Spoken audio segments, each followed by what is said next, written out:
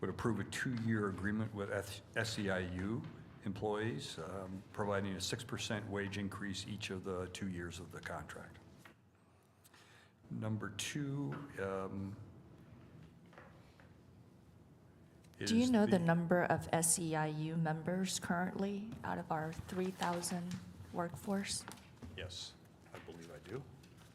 It is 774.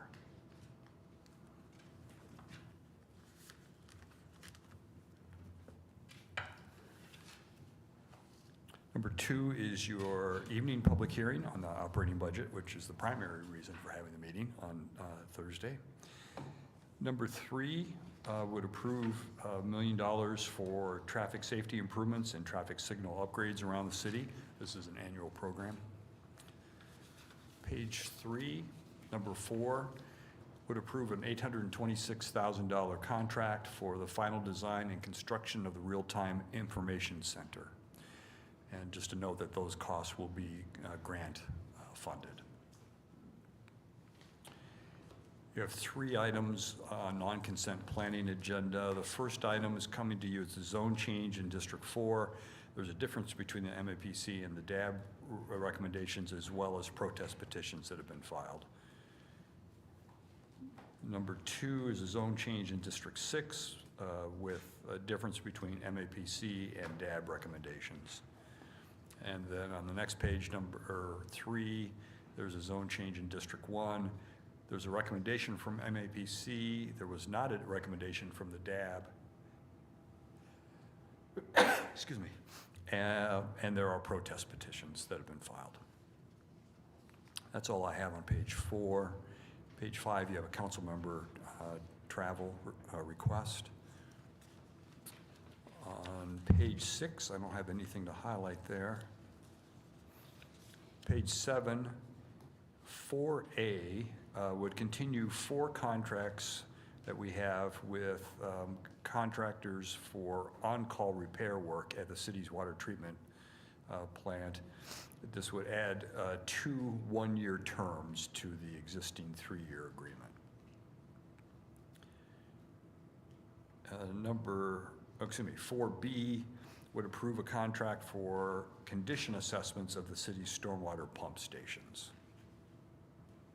That's all I have on that page. On page 8, number 6, would approve an MOU with the District of Columbia for 40 commissioned police officers to assist with public safety duties during the 2025 inaugural event. All expenses will be paid by District of Columbia. We sent a team 4 years ago as well. That's all I have on page 8. On page 9, number 8 would approve the revised safety plan for Wichita Transit as required by the FTA. Number 9 is the sale of a surplus property. Just wanted to note that the sale price is actually higher than what the city paid for the property on a square foot basis. We need to do that more. Yeah. Yeah. And I believe, Mayor, that is all I have to highlight for the 8th.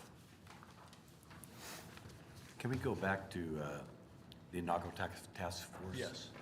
Is it revenue neutral as far as, do we have to pay overtime here to make up for those officers being gone? That's a great question, and I'm going to assume that there will be some overtime that will be our expense.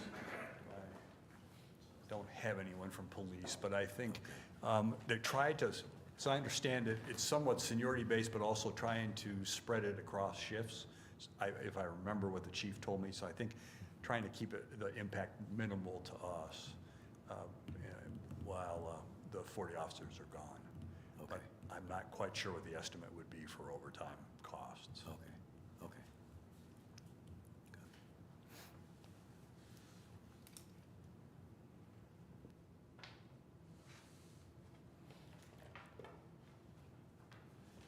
That's it. Do we have any presentations today? No, there's not. So just again, a reminder that the council meeting will not be on Tuesday at 9 a.m., but rather again, Thursday, August 8th at 6 p.m. with public comment regarding the budget, which will be the first public comment, full public comment time for this upcoming budget. Any council member comments? Just one reminder for everyone, Tuesday is a primary, go vote. And just, everyone should keep in prayers a fallen firefighter. I mean, 27 is, any age is young, but 27 is really young, so keep him in our prayers and his family. Well, thank you all very much. Thank you.